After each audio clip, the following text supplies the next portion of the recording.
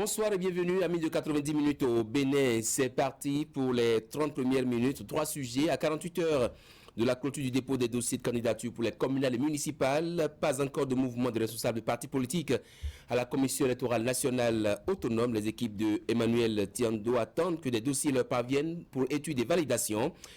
Peut-on, peut-être, et c'est aussi le constat, attendre dans les derniers moments pour se bousculer aux portes de la Sénat. À quel jeu ça donne les formations politiques? En deux, il n'y a que le Covid-19, ou si vous voulez, le coronavirus donne désormais de la frayeur du tournis aux États africains, au Bénin. Et selon le ministre de la Santé relayé par plusieurs journaux, la mise en quarantaine a déjà commencé. Près de 7 milliards mobilisés pour les urgences. Le Bénin se prépare-t-il à ralentir la circulation du virus sur son territoire? Quelles mesures envisager pour freiner la propagation du Covid-19? L'actualité, c'est aussi la Côte d'Ivoire avec le président Ouattara qui annonce son départ et se dit prêt à passer le témoin à un successeur démocratiquement élu. Comment envisager l'après Ouattara? Voilà autant de sujets à débattre dans une première partie avec aux commandes Prudent Nassir. Bonsoir Prudent, bienvenue sur ce plateau. Merci Armand. Et face à lui, Arnaud Doumonrou. Arnaud, bonsoir. Je rappelle Arnaud Fraternité, Prudent Tado FM. Oui. Voici donc pour démarrer les unes de la presse.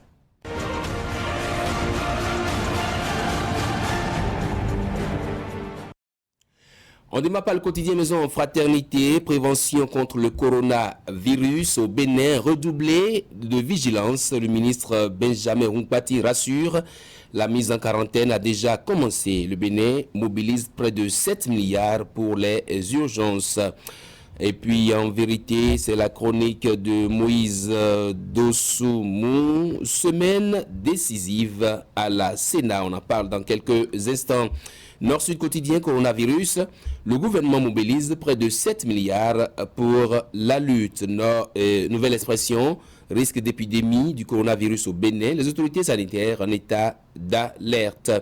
Libération, gouvernement au contact des populations, là on change de sujet. La population de Tchaourou totalement satisfaite de la gestion Talon. Journée internationale de la femme, le message du couple Talon aux femmes du Bénin. Le challenge, mise en exécution du PAG à Parakou, déjà 7 méga-projets pour 50 milliards, une révélation du gouvernement au contact des populations, puis délivrance de récépissé aux candidats à l'élection communale. La Cour constitutionnelle donne raison au COS Lépi Jérémy Adomarou et son équipe en roue libre. Le Soleil Bénin Info, gouvernance à l'aide du nouveau départ. Tchaourou fait bloc derrière Patrice Talon. Et puis, fin des déclarations de candidature mercredi prochain, UPBR, les larmes vont couler.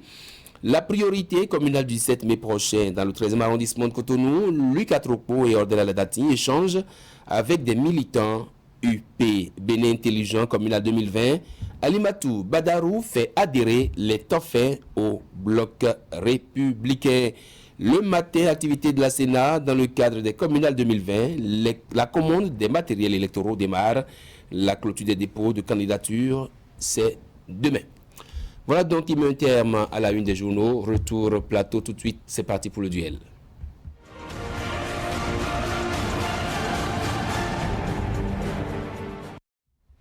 Je rappelle que l'émission 90 minutes au Bénin peut être également suivie sur notre plateforme www.canal3télévision.com. Retour plateau donc, comme je l'annonçais tantôt, nous sommes à 48 heures de la clôture du dépôt des dossiers de candidature pour les communales et municipales, mais pas encore de mouvement à la Sénat à nous demandons. Qu'est-ce qui se passe concrètement?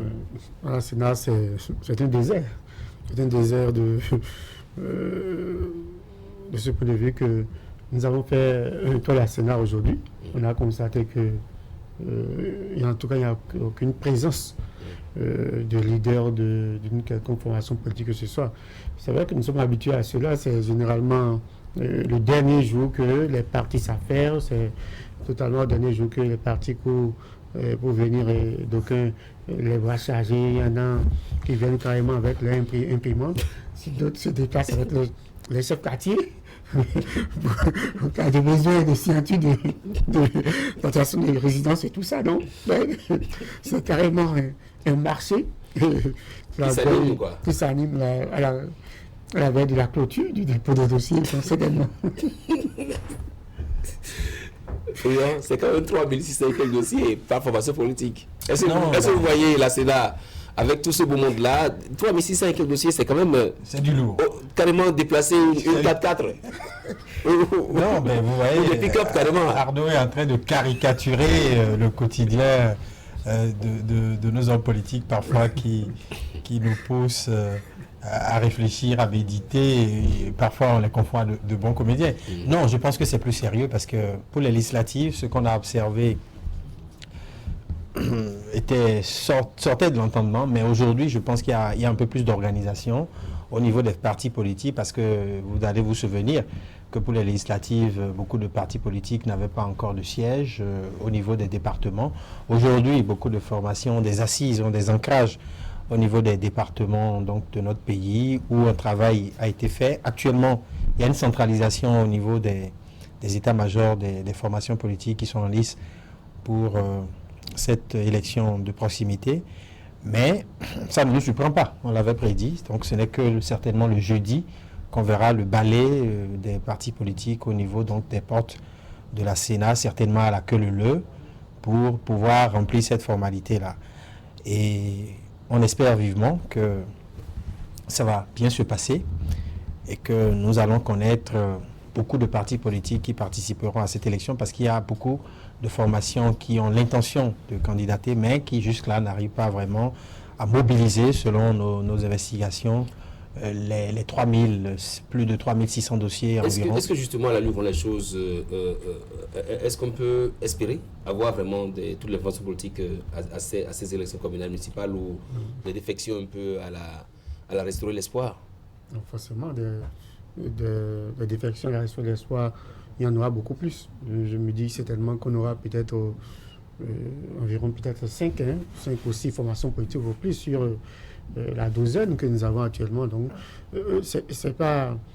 Non seulement il y a la question des suffrages, mais il y a également la question des dossiers. C'est pas du tout la joie. Fournir des dossiers au niveau de tous les arrondissements. Et comme je dis, 3630 dossiers, c'est pas donné à n'importe qui. Lorsque vous allez constater qu'il y a des formations qui ont eu les récépissés à 2 semaines, 4 semaines de sélection. C'est pourquoi nous nous sommes dit qu'il n'y aura pas trop de compétition pour ces élections qui vont venir. Parce que lorsque vous avez votre récépissé à 2 semaines, c'est-à-dire que vous avez à peine 2 semaines de la date, ou une semaine par la date des dossiers, pour vous organiser, trouver les dossiers et déposer pour la compétition. Je crois que c'est pas du tout, c'est pas aisé. Certains vont peut-être forcer et déposer, sachant très bien que la Sénat peut-être pourrait va rejeter, mais on aurait quand même fait semblant de manifester son désir de vouloir compétir, sachant très bien que la Sénat va rejeter le dossier. On va assister certainement à ça au cours de l'après-étude des dossiers. Mais également, il y a d'autres qui vont juste déposer des dossiers pour la forme, parce qu'ils savent très bien qu'au-delà de la question de... Mais si tous les dossiers sont à jour, et si pas extraordinaire, la Sénat validait votre candidature, on doit les candidatures à cette élection-là, il y a également ce qui vous attend, l'autre pièce qui vous attend également, il y a la question des 10% de suffrage à obtenir au plan national. Et lorsque... Vous voulez dire qu'il y a donc des éléments qui militent en faveur de ce laxisme au niveau des partis politiques? Oui, il faut dire que les partis qui avaient déjà, en tout cas, qui étaient déjà allés à la compétition lors des législatives, ont une longueur d'avance sur les partis qui, avec le temps, se sont rattrapés, avec le temps, se sont dit, bon, est-ce qu'il faut pas? Oui, mais il y a certaines formations politiques, par exemple, qui étaient déjà prêtes lors des élections législatives. Quand nous parlons, par exemple, de Moël Béné, du PRD, du Parti au niveau démocratique, et l'UDBN également, qui a joué un peu la comédie au niveau de la Sénat. Mais on dit que tout au moins ces formations politiques-là, avaient essayé de manifester leur désir de compétir lors des dernières élections législatives. Donc, c'est fort probable que nous ayons, en plus du bloc républicain et de l'Union progressiste, que nous ayons certainement donc Moël Béné et le PRD qui avait manifesté le désir de participer aux élections législatives, et également l'UDBN dans une certaine mesure, et en plus certainement peut-être aussi en temps les crises on avait pu on arrivait à résoudre la question de crise au niveau des forces pour les émergents. Donc, en tout pour tout, si on a les 5 qui avaient tenté de compétir législative, plus également les FCBE qui viendront, je ne sais pas si on va essayer, en tout cas, de mon point de vue, ces 6 formations politiques, si on va être un peu plus sérieux pour les... Mais il y a un danger pour ces formations politiques qui ne présenteraient pas de candidats au niveau des communales, c'est que si jamais ils font de même pour la présidentielle, ils vont perdre le statut juridique, d'après les tests, non? Oui, parce que Arnaud venait de le dire, les formations politiques qui ont eu leur récépissé dernièrement ne sont pas frappées par rapport à la non-participation à 2 élections consécutives, mais celles qui justement avaient leur récépissé sont tenues justement de participer à cette élection. Donc, il venait de les citer. Et on comprend bien pourquoi, au niveau de ces formations politiques, on s'est vite jeté dans la balance pour rattraper ce retard. Et il y a aussi un désir de vengeance, parce que ces formations politiques, n'ayant pas véritablement compris, jusqu'à aujourd'hui, en tout cas certaines formations politiques, n'ayant pas compris pourquoi on les a recalées, aujourd'hui veulent montrer tout leur ancrage au niveau de la base, afin de rattraper cette injustice-là qu'elles prétendent avoir subie pour les législatives. Mais toujours est-il qu'il s'agit d'élections de proximité, et le défi pour ces formations politiques serait déjà de présenter des candidatures valables dans toutes les communes, dans tous les arrondissements du Bénin. Et ce n'est pas rien, ce travail, c'est un travail titanesque, c'est un travail colossal. Maintenant, les formations politiques qui ont reçu leur récépissé, si elles décident de ne pas participer aux élections communales qui sont plus faciles que la présidentielle, ce serait un choix. Mais peut-être aussi que pour les présidentielles, on va essayer de trouver... On a eu des candidatures fantaisistes aussi, mais la loi électorale ne le permet plus aujourd'hui, parce que si vous vous présentez, il y a la question du cautionnement, tout ça. Donc on attend de voir, parce que ne pas participer au communal et ne pas participer aussi au présidentiel serait une façon de signer aussi son arrêt d'existence juridique au niveau du ministère de l'Intérieur.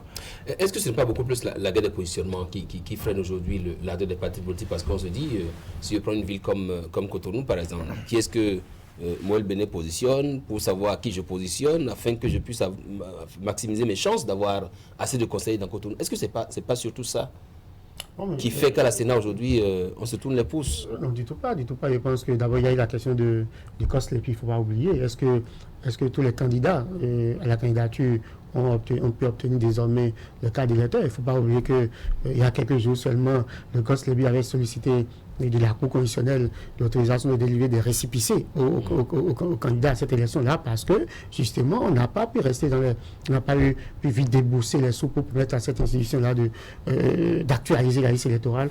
Donc il y a eu ce cas-là qui a fait dépôt. Bon, après le COSLEP a écrit encore à la Cour constitutionnelle pour désister, pour dire non, d'accord, ça va solliciter une autorisation pour délivrer des récépissés, mais après, bon, je me désiste. Et la Cour dit, mais du point en regardant la loi organique sur la Cour constitutionnelle, en regardant également le code électoral, rien n'empêche un acteur, en tout cas un requérant, de ne pas se désister. Donc, qu'est-ce qui s'est finalement passé? Est-ce qu'aujourd'hui, à la date d'aujourd'hui, on peut dire que tous les candidats ont pu obtenir le cadre d'électeur? On n'en est pas forcément sûr.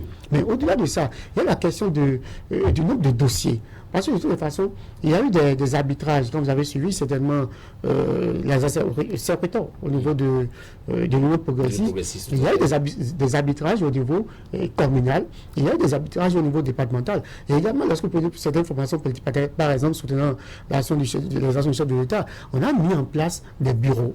En tout cas, avec l'arbitrage du maître des choses, on a mis en place des bureaux au niveau départemental, et on sait qu'il y a certains leaders qui se retrouvent au niveau départemental. Après, on est descendu un peu plus bas. On a fait également des bureaux. Donc, c'est tout un travail de fourmi qui se fait pour le positionnement sur les différents districts. Donc, on ne peut pas dire aujourd'hui que si tu ne te retrouves pas finalement, après tous ces arbitrages-là, sur la liste qui soit déposée à la Sénat, tu n'as même pas la capacité de te plaindre. Parce qu'il y a des gens qui décident. Il y a un journal qui a titré qu'une fois qu'on aura les listes, que beaucoup de lames vont couler. Bien sûr, parce que vous savez, il s'agit quand même d'élections de proximité, donc élections municipales et communales. Et beaucoup de conseillers municipaux ou communaux qui ont un mandat actuellement veulent renouveler leur siège au niveau des communes, mais ne pourront pas atteindre leur désir. D'autant que, comme on l'a dit, dans la logique de la fusion des grands regroupements politiques, il y a eu beaucoup d'acteurs politiques qui se sont noyés dans les blocs. Et aujourd'hui, leur volonté d'être candidat au niveau de leur arrondissement antérieurement se trouve aux mains d'un certain nombre d'acteurs, et ils ne peuvent plus manœuvrer comme auparavant, parce qu'auparavant, étant chef de parti politique, ils pouvaient justement avoir la primauté donc de conduire la confession des listes au niveau de leur commune, au niveau de leur département, ce qui n'est plus le cas. Et vous allez voir qu'au niveau des formations politiques, les listes sont tenues secrètes jusqu'à aujourd'hui. Il n'y a pas de fuite d'informations. Tout le monde est dans l'incertitude, et véritablement, il y a quand même des critères qui prévalent au niveau des grands regroupements, en tout cas les blocs appartenant au chef de l'État, où il est clairement dit que certains critères, surtout les transhumants, on va les recaler. Donc, il y a des critères propres au chef de l'État qui prévalent. Il y a d'abord la question de la représentativité, parce qu'on a mis sur pied plusieurs groupes de travail pour voir, pour enquêter sur la popularité, la moralité des gens qui ont l'intention de candidater sur les listes du chef de l'État. Et tout ça, mis dans la balance aujourd'hui, fera que des gens, entre la volonté donc d'être candidats, vont se retrouver le dernier jour à la publication des listes, totalement désabusés, et on attend de voir ce que ça donnera. Ça ne ferait que matière pour nous, oui.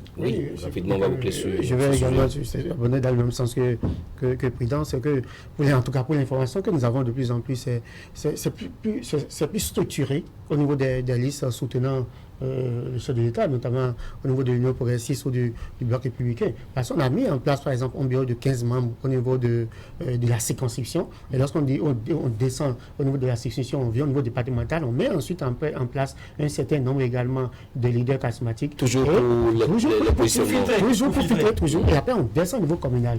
Donc, au niveau des circonscriptions électorales, ce n'est pas forcément les députés de la localité qui est forcément désigné, c'est pas c'est les responsables, c'est-à-dire que les grands visages, les leaders attestés du parti, qui sont, c'est à ce niveau-là, on a cette sélection-là. Et lorsqu'on descend au niveau départemental, on peut retrouver certains députés de la liste qui se retrouvent dans la localité, et au niveau communal également. Donc on a vu qu'il y a une plus d'organisation, en tout cas au niveau des listes que nous connaissons qui soutiennent le national de l'État, mais au niveau des autres listes, on n'a pas rien à véritablement fuiter, parce que c'est pas encore la même structuration, et on se demande un peu comment ça s'organise. Autre sujet, j'avais parlé du Covid-19. Est-ce que vous avez peur, Christian, vous qui habitez Calavi? Non, je n'ai pas du tout ça, parce que d'abord, le Covid-19 ne s'attaque qu'aux faibles, et nous on est bien solides. donc on est bien solides. Non, pas du tout. Je pense qu'il faut véritablement observer les règles, parce que le cas dont le ministre a parlé sur la télévision nationale, qui est passé par Calavi et qui met aujourd'hui beaucoup de personnes en difficulté, en tout cas ces personnes-là sont obligées d'observer les restrictions nécessaires pour ne pas contaminer d'autres personnes. Ce voyageur-là, ou cette personnalité, ou cette personne qui est passée par un hôtel dans Aboum et Calavi n'a pas suivi les règles, parce que normalement quand vous quittez des pays à risque au niveau de l'aéroport, vous devez vous faire signaler, et comme c'est un expatrié, elle a échappé à ce dispositif qui est mis en place et qui participe aussi, il faut le dire, de la sincérité du voyageur, parce que c'est vous qui devez montrer que vous avez quitté des pays à risque, parce que si votre dernier pays, ce n'est pas un pays à risque, quand vous êtes passé par un pays à risque, il faut le dire pour qu'on puisse retracer. Donc, cette information n'ayant pas filtré, il a fallu qu'au niveau du Togo, on le détecte positif pour que, au niveau du Bénin, on déclenche cette action de suivi rigoureuse pour permettre d'éviter toute propagation du virus. Je pense que les règles, il faut les observer pour prévenir toute situation malencontreuse, mais en même temps aussi, il faut une vigilance accrue. Sous la plume d'Angelo Zosomo, il faut redoubler de vigilance. Et le ministre Ongpating qui dit que la mise en quarantaine a déjà commencé. Je crois que je constate que sur ce plateau, je suis le seul habitant pas qu'à la vie. Donc totalement épargné. Donc pour faire plus sérieux, je dirais que nous avons toujours un problème au niveau des frontières terrestres. Et que si cette dame peut-être avait pris par l'aéroport, le problème n'allait pas se poser parce qu'au niveau de l'aéroport d'office, on allait constater qu'elle venait d'un pays à risque et donc on allait rapidement la mettre en quarantaine. Mais au niveau des frontières terrestres, je ne sais pas, le policier ou en tout cas avec 1000 francs, bon, il ne connaît pas coronavirus. Madame passée, vous voyez, c'est que on doit en appeler peut-être à la responsabilité des agents qui sont postés au niveau des frontières pour dire cette situation que nous vivons aujourd'hui, c'est une situation particulière. Sinon, comment comprendre? Ils n'ont même pas compris pourquoi cette dame-là, elle va en France, elle quitte Lomé, elle vient d'abord chez nous avant d'aller en France, elle quitte la France, elle revient chez nous avant d'aller à Lomé. C'est quand même un parcours bizarre. Lorsque tu quittes la France, pourquoi ne pas directement aller à Lomé? Elle a préféré comme si le ville était un carrefour, circuler, repartir, revenir. Non, franchement, je n'ai pas compris. Je n'ai pas compris, mais je me suis dit certainement qu'il faut qu'on soit plus sérieux au niveau des frontières terrestres. Nous avons toujours, surtout les frontières africaines, sont souvent poreuses. On concentre plus d'énergie au niveau des aéroports. Donc, si la dame était descendue à l'aéroport, il n'y aurait pas de problème. Donc, disons qu'au niveau des frontières terrestres, que les agents postés puissent se dire que nous sommes dans une situation particulière et que tous les agents, en tout cas tous les passagers, a priori, sont des suspects. Et quand on constate, on voit maintenant que ce passager vient en plus de la situation, vient d'un pays à risque, à situation exceptionnelle, mesure. Est-ce que vous avez envisagé d'autres solutions à part les règles que vous avez énoncées tantôt? Non, je pense que le gouvernement est dans l'anticipation avant même que le Togo n'informe du passage du cas détecté par le Bénin. Le gouvernement avait déjà mis en branle l'action publique à travers ce site qui doit permettre de prendre en charge les cas éventuels de personnes atteintes du coronavirus. Et aujourd'hui, j'estime que si les règles sont observées, et surtout, puisqu'il s'agit d'une épidémie qui se répand rapidement, on arrive à isoler les cas suspectés, je pense qu'on pourra contrôler un peu la situation épidémiologique, un peu comme on l'a observé où le cas suspecté au Sénégal a été rapidement traité et ça n'a pas permis de contaminer d'autres personnes. La situation aujourd'hui, elle est sous contrôle, en tout cas à travers les explications données par le ministre de l'Intérieur et le ministre de la Santé, je veux dire. Mais en même temps, comme Arnaud le dit, il faut souhaiter un peu plus de sincérité de la part des personnes à risque ou des personnes... Voilà. Donc, l'essentiel, c'est de signaler, si on fait la voie terrestre, c'est de signaler qu'on a quitté un pays à risque pour que les services de la santé puissent vous prendre en charge et faire le suivi sur 14 jours, parce que c'est 14 jours qui constituent le temps d'incubation. Donc, il y a une bonne nouvelle aussi, c'est que sur 100% de personnes qui contactent le virus, seulement 15%, en tout cas selon le ministre, font la maladie. Donc, il y a 85% en tout cas qui ont un système de défense qui leur permet de ne pas faire la maladie. Donc, c'est rassurant. Vous retenez pas mieux 15%. Non, je pense que c'est un problème. Ce que j'ai également aimé dans les dispositifs mis en place, c'est que on a choisi les écoles de la police, en tout cas à Cotonou, pour le centre d'isolement. Qu'est-ce qu'il y a de particulier? Parce que vous savez, il y a un pays où il y a un patient qui a voulu s'échapper. Oui, c'est vrai. C'est difficile de s'échapper. Le Bénin, c'est les matières et les sons de ce cas-là pour dire non. Pour un seul isolement, il vaut mieux. Il y aura d'autres centres. Il y a quand même le premier à l'école de police. Non, mais il y a également des commissariats un peu partout. Donc, vous préférez qu'on installe ces centres-là dans les lieux où on peut vraiment garder les personnes isolées. Mais justement, le plan intervient à un moment où le Bénin s'apprête à vivre la campagne électorale. Ça va être compliqué. Est-ce que par rapport à la France, par exemple, qui interdit déjà les rassemblements de plus de 1000 personnes, est-ce qu'au Bénin, on pourra en faire de même? Mesure courageuse. La prière, c'est qu'il n'y ait pas de cas pendant la période électorale. Il n'y ait pas une recrudescence des cas de coronavirus. En tout cas, le Bénin, pour le moment, n'a pas encore de cas de coronavirus sur son territoire. Les cas suspectés peuvent se révéler non confirmés. Donc, il faut compris. Parce que si jamais nous tombons dans cette épidémie-là, ça va être compliqué de gérer les prochaines élections communales et municipales. Vous savez, comme vous l'évoquez, il y a plusieurs grands rendez-vous sportifs, culturels en France, en Italie. Il y en a un Bénin qui est déjà annulé. Déjà, je crois, le Tour cycliste qui a été déjà annulé, alors que ça devait passer par le Bénin.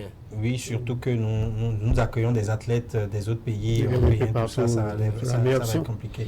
Donc prions, comme le ministre de l'Intérieur lors de la visite du centre d'isolement de Cotonou là, disait qu'il faut que nous prions les dieux, les mânes des ancêtres pour que cette situation ne nous éclabousse. On va faire le tour. Oui, Arnaud, rapidement pour conclure. Je pense que, en tout cas... Vous qui étiez content tout à l'heure que les stades d'isolement soient dans des centres par les policiers. Oui, tout à fait. Parce que, il y a eu un centre, je ne sais pas si c'est pour Ebola ou Lassa, qui a été installé à Saint-Rita, ou derrière en tout cas à Saint-Rita, quelque part là, puis le lac, le lac. Et après, les populations ont saccagé le centre d'isolement là. Si c'était dans votre quartier et que finalement on dit bon, qu'il y a un centre d'isolement des personnes suspectées. Une maladie contagieuse d'ailleurs. De coronavirus. On croit que c'est le risque qu'on prend. Et en plus de ça, il y a des malades qui essaient de s'échapper. C'est ça qui est plus dangereux. Je pense que mettre cela au niveau d'une école de police. On a encore 5 petites minutes, si vous permettez, on va faire le tour comme je l'avais prévu en Côte d'Ivoire pour parler un peu de l'après Ouattara. Comment envisagez-vous l'après Ouattara, Prudent? Non, mais au niveau aujourd'hui de l'appareil d'État, en tout cas dans le gouvernement de Ouattara, il y a 2 ministres qui sont en vue pour sa succession. Je pense que ce sont, si rien ne change, ces dauphins désignés. Il va devoir arbitrer en tant que président sortant. Et vous savez, aujourd'hui, il a encore la main au niveau donc du parti politique qui soutient son action, le RHDP. Donc, on comprend que en se retirant donc de la scène politique, ou en tout cas la constitution ne lui permettait pas, mais il avait la possibilité justement de réviser la constitution comme certains présidents bien inspirés en Afrique ont pu le faire avant lui, et certainement que la sagesse l'a gagné parce que tous les signaux indiquaient qu'il devrait y aller. Il s'est ravisé à la dernière minute. Mais on comprend bien que cela participe aussi peut-être d'une stratégie, parce qu'aujourd'hui, il a besoin de s'assurer une retraite dorée. En tant que président ayant fait les 2 derniers mandats, il faut qu'il laisse un pays stable. Aujourd'hui, la Côte d'Ivoire, au niveau donc des instances régionales, rayonne sur le plan économique, sur le plan développement, mais c'est surtout sur le plan politique que tout le monde craint pour l'avenir de ce pays. Et aujourd'hui, le discours donc du président Ouattara rassure tout le monde, mais la question du dauphinat reste toujours posée, parce qu'au-delà donc de ces dauphins choisis, il y a des ambitions internes au niveau du parti politique qu'il va falloir gérer, mais il y a aussi les autres formations politiques du pays qui veulent justement participer à cette élection, à commencer par le candidat Guillaume Soro qui se retrouve à l'étranger aujourd'hui et qui a toujours la main sur un certain nombre de bastions du pays. Arnaud? Oui, je pense que c'est pas rapport à Ouattara. Est-ce que Ouattara sera fier de son départ du pouvoir? Je n'en sais rien. Je n'en sais rien parce que, vous savez, lorsque la compétition n'est pas ouverte, les gens se disent, mais bon, Ouattara veut s'en aller, qu'il s'en aille. Ouais. Il faut, lorsque nous parlons des élections et que finalement il n'y a pas de compétition électorale, quelque part ça manque de quelque chose. C'est un peu comme ce que nous avons vécu au Bénin lors des élections législatives. Ouais, on a dit, bon, les élections législatives, et puis bon, il manquait ça manquait de quelque chose. Ouais. Donc, d'après Ouattara, je sais que ça a donné Ouattara qui se disait qu'avec la croissance économique, on parle de 7 quelque chose, 9% de croissance, et puis Ouattara se disait, bon, il a relevé le pays, et puis Guillaume Soro disait, mais non, autant de réformes, on avait 12% de croissance, mais il n'y avait pas autant de bagarres, de palables. Ouais, donc je vous dis quelque part qu'on se dit tellement important, en tout cas au niveau de nos chefs d'État, on se dit, mais on est développeur, on est ci, on est ça, que finalement on dit, bon, on est indispensable, alors que nous sommes indispensables. Ouattara, finalement, encore octobre est loin, est-ce qu'il va encore aviser personne, on n'en sait rien. Si Ouattara... Ça ne fera pas sérieux. Il a clairement dit qu'il va passer le... Il a dit... Ce sera une première en Côte d'Ivoire, après il en a au fouet de Boigny. Il faut attendre d'abord pour nos présidents africains. Je vais d'abord vous constater qu'effectivement... Donc jusque-là, vous pensez qu'on peut encore revoir la situation? On peut aviser. Oh là là. C'est votre avis aussi? Pas du tout. Mais non, si effectivement... À son âge, on ne peut plus tromper tout un peuple, tout un continent. C'était le duel. Merci beaucoup à vous, chers messieurs. Merci à vous, à Arnaud Doumarou. Merci à vous, Prudent Nassehou. On se reprend juste après le journal. Bonjour Jean. toujours, oui. Très bien.